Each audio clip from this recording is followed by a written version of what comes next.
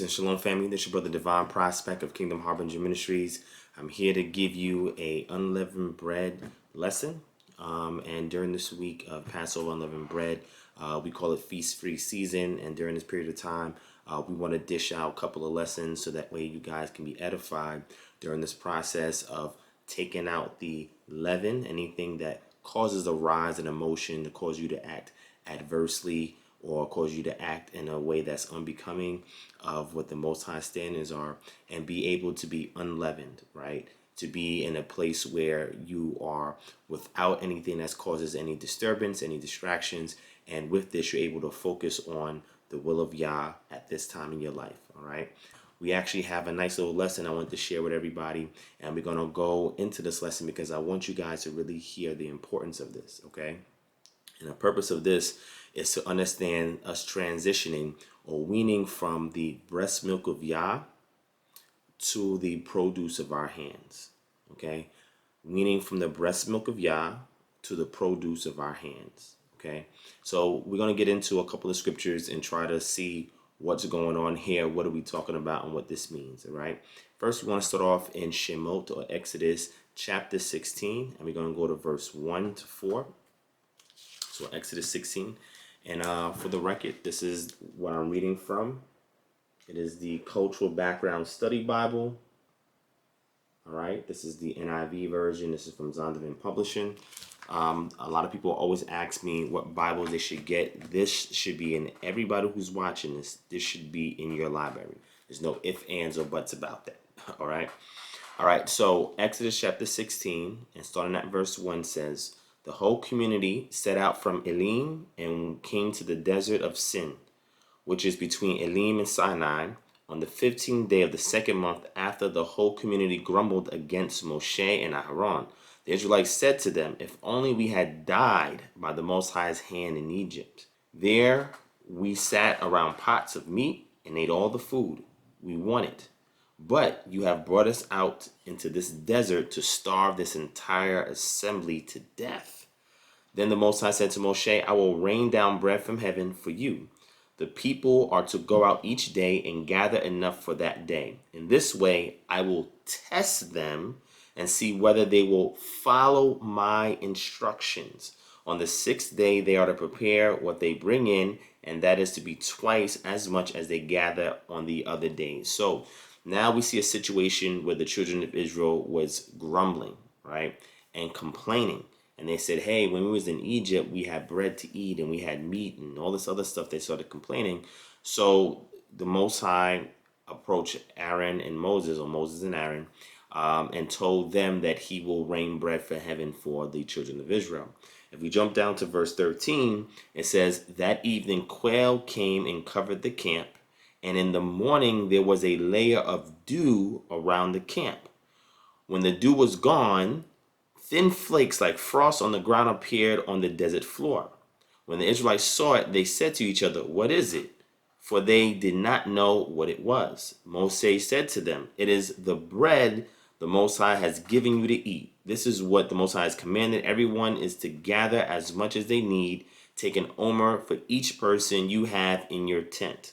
So the manna represented the provision that the Most High gave gracefully, right, mercifully, to the children of Israel based on their complaints, okay? So he just gave it to them based on them complaining, being children, for the first time, being exposed to the situation, being in Egypt initially, and then now they're in the wilderness, and now they have to, rely on the Most High. And the Most High said, "Okay, because they're complaining, I'm going to give them something to eat from their complaints." Okay, they didn't earn it, they didn't work for it. I'm just going to give it to them because they're my children and they're complaining. Okay, and when they received it, when the dew dried up and they saw it and they received it, they said, "What is it?" And then Moshe says, "This is the manna from heaven that the Most High is giving you. It is bread for you to eat." Okay, so remember, the manna represented provision based on their grumbling and their complaints, okay? And it was also given as a way to test to see if they will be obedient and gather in twice as much on the sixth day So on the seventh day they will rest. All right, keep that in mind. So from here, I want to transition to Deuteronomy chapter 28, verses 1 and 2, and verse 11. Okay, so let's go to Deuteronomy.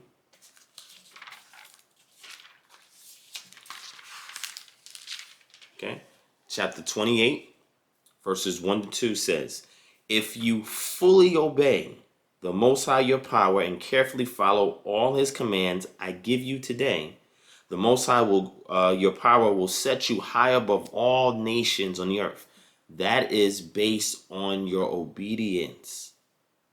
And the statutes, laws, and commandments also tell you how you are to treat the stranger that is amongst you. Okay. All these blessings will come on you and accompany you if you obey the Most High your power. Now let's go to verse 11. Verse 11 says, the Most High will grant you abundant prosperity. Keep that in mind. And the fruit of your womb, the young of your livestock, and the crops of the ground, and the land he swore to your ancestors to give you. The Most High will open the heavens, the storehouse of his bounty, to send rain on the land in season, and to bless all the works of your hands. You will lend to many nations, but will borrow from none. So the key thing here is, through their careful and diligent obedience of the statute, laws, and commandments, the Most High says that they will be prosperous in the fruit of their womb. That means their children, and the young of their livestock, which means, at that time you also had, when you was breeding, cattle, when you was breeding goats, sheep, sometimes you would have stillborn, sometimes they wouldn't be fertile. But the Most High says, no, if you are obedient to my statutes, laws, and commandments, I'm going to open your wombs, the women, so that you may bear children, open the womb of your livestock, so you will continue to have sustenance. And then he also says, and also the crops of your ground in the land he swore to your ancestors, the crops of the ground. And the initial crops were the grain crops. We see that in Exodus 12, while they were still in Egypt, there were grain crops, all right? The grain crops being barley, being the spelt, being the emmer, being the wheat, all right? These are all their grain crops, all right? Keep this in mind. That's important, all right? Then he says, then he will open what? The Shamayim, the heavens, the storehouse of his bounty, to send rain on the land in season and to bless all the works of your hand. Now this is important. You need the rain in order for your crops to grow, but you also have to plant the crops. So you have to do something in order for the Most High to do his part. So you obey the statutes, laws, and commandments, then you sow into the earth, then he will open up the rains in its season so it can help to fertilize the earth and be able to nourish the earth so that the earth can produce so you can eat of its fruit. But he's always going to give you a starter crop. When you first come into land, there's a starter crop there, and you're able to maintain that if you continue to keep his statutes, laws, and commandments, okay? So this is extremely important. But while he gave them this commandment, they were still in the wilderness. They were still eating from manna, okay? This generation did not die off yet, okay? So this was promised to them that when they get into the land, these things will happen based on them being diligent and careful to obey all the statutes, laws, and commandments that he has given them. Okay, keep that in mind. That's very important. Okay, but they were still eating manna at this time, and the manna represented the provision that was given to them based on their grumbling and complaints, being in an immature state, only knowing the acts of the Most High and not the ways like Moshe. All right, so let's go to Joshua chapter 5. And we're going to go to verse 2 and 3. Joshua 5, verse 2 and 3 says, at that time, now this is with them entering into the land of Canaan, and in the subsequent verses, they're about to go into Jericho, okay? This is right before they go into Jericho, but they are now in the land of Canaan, okay? It says, at that time, the Most High said to Joshua, make flint knives and circumcise the Israelites again. So Joshua made flint knives and circumcised the Israelites at Gibeath, Ha'ar, or Aloth, right? Now, the key thing to understand is the Most High gave him a command, and he obeyed the command, all right? Now, check this out. Mind you, they're in the land now, And if you continue reading, matter of fact, let me continue reading, right? Now, this is why he did so. All those who came out of Egypt, all the men of military age, died in the wilderness on the way after leaving Egypt. All the people that came out had been circumcised, but all the people born in the wilderness during the journey from Egypt had not. The Israelites had moved about in the wilderness 40 years until all the men who were of military age when they left Egypt had died, since they had not obeyed the Most High. For the Most High had sworn to them that they would not see the land he had solemnly promised their ancestors to give us, a land flowing with milk and honey. So he raised up their sons in their place, and these were the ones that Joshua circumcised. In verse 9 it says, Then the Most High said to Joshua, Today I have rolled away the reproach of Egypt from you.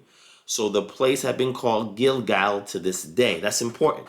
So we see that the Most High gave an instruction to Joshua. He was obedient. He circumcised the sons of the previous generation that was in the wilderness that died off, because those sons or those offspring, they were not circumcised. So when they got into the land, he had them circumcised. Why? As a testament to see if they would obey the command, which they did. And number two, because of what is about to proceed in verse 10. Verse 10 says, On the evening of the 14th day of the month, while camped at Gilgal on the plains of Jericho, the Israelites celebrated Pesach, or Passover. That's important, right?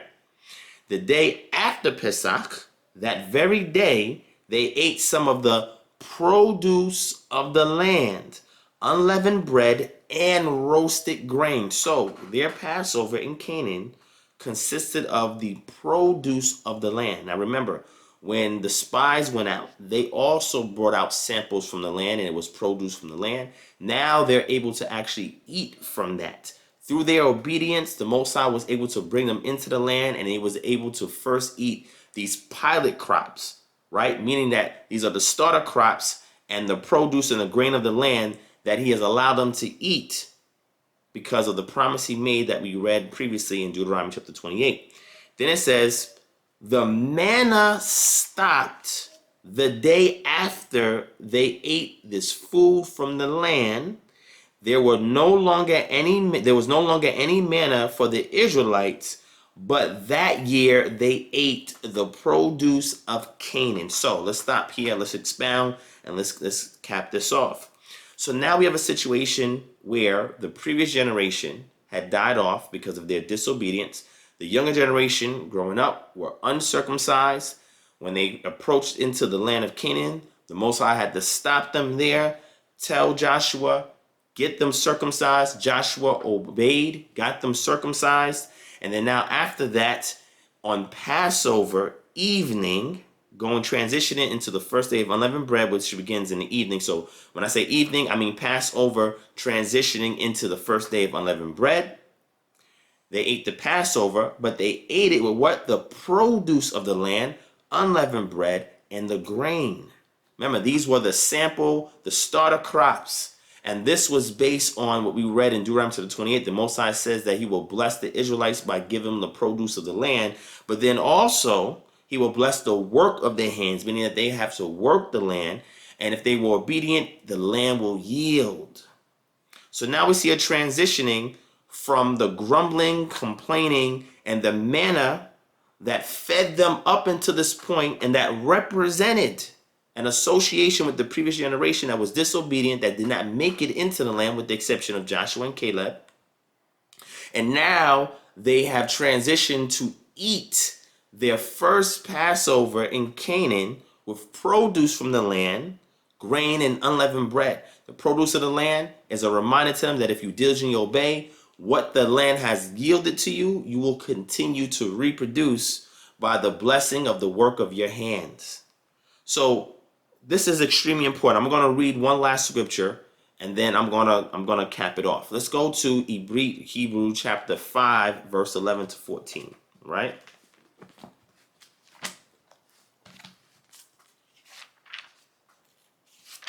Hebrews chapter 5, verse 11 to 14. All right?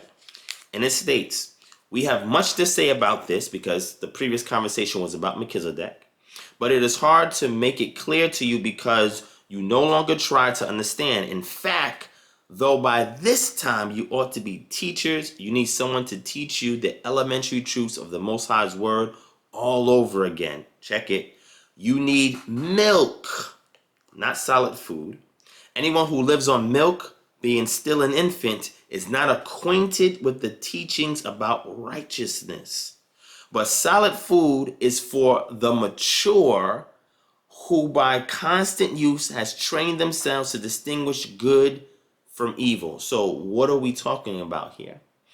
What we have to understand is that if you are still on the elementary truths of the Most High, then you are still eating the manna from heaven. You are in an immature state where you are grumbling, you are complaining, you're praying, Most High give me this, Most High give me that, Most High do this for me, Most High do that for me. You are too heavily reliant on the Most High, like an infant that is dependent upon the mother for breast milk, or for young children that are in the house of their parents that have to rely on their parents in order to feed them.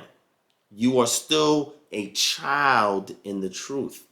Every time you ask the Most High to do everything for you. What we should be doing once we obey the Most High, the scripture says that he will bless the work of our hands. What he will do in your prayers, you'll learn to ask the Most High to open up a door of opportunity predicated upon your diligent obedience. And with that opportunity, he will bless the work of your hands to get the job done in that opportunity, so you may create the reward for yourself in conjunction with the rain that he gives from you. You're not just solely relying on the manna from heaven or from some basic, truths or elementary truths. You have learned to transition from that and say, through my obedience to the statutes, laws, and commandments of the Most High and obeying his word, now I pray for opportunity so I can work, and in conjunction with the work of my hands, the Most High will do his part, and then I can eat from the produce of my labors. Now I can feed myself, and I don't have to always wait for a handout from Yah to supply my needs. This is a lesson in maturity during our yeast-free season. And we're, again, removing that leaven out of our spirit, and the leaven of the things that causes an emotional uprising in us. Gets us distracted, gets us to get angry, get us sad. We want to purge that out of us. And in the process of doing that, we want to be a flattened cake without the rise. Even, steady, balanced.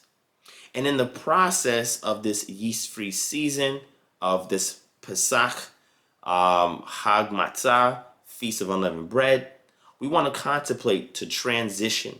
The transition process is being obedient to the Most High's word, and in his word is encapsulated the statute, laws, and commandments. Take time during this season and future seasons to read and understand the Torah. Allow it to come into your spirit and be obedient to that. And that's important because Deuteronomy Chapter 30, verse 1, it states that the Most High has an expectation for us to be obedient even in the lands in which we have been exiled or scattered. And in doing so and being obedient, then he promises that he will gather us and our offspring and bring us back into the land again when it's that time. So are you on milk or are you on meat? Are you still expecting the manna, or are you actually sowing in and into the opportunity that Yah provides you so you can eat the produce of the land? Where are you now in regards to your status with Yah? This is something for you to contemplate on, reflect on, and selah. All right. Thank you for watching. Hopefully you enjoyed this message. If you have any questions, concerns, comments, leave them down below. All right. And if you want to reach us, our contact information in the description. We want to thank everybody for all your support, all your contributions. It has kept us motivated, inspired. And now that we have the equipment, we'll be able to produce more work like this. Thank you for watching, family, and shalom.